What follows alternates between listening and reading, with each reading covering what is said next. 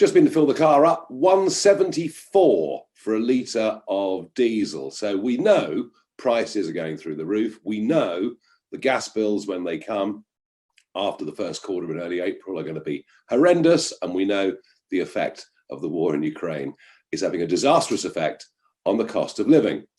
But here's the point. When I paid that 174, at least I could see what the price was. But take your electricity bill. Have a little look at this flow graph, this pie diagram. This explains it. It's from Ofgem, the regulator. This explains your gas bill, your electricity bill. Now have a look at electricity. This is proof of what I've been saying for years. 25% of your electricity bill are green subsidies and environmental expenditure. There's a further 5% of it that's VAT.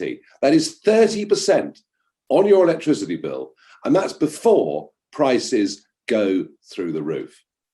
On top of that, on gas, there's talk now of a £68 a house standing charge being put on, and that's to pay off the gas companies that effectively went bust because of the government's ridiculous price cap scheme, which was a communist idea and was never, ever going to work. This is the biggest silent rip-off in Britain. It's the biggest one I've ever seen.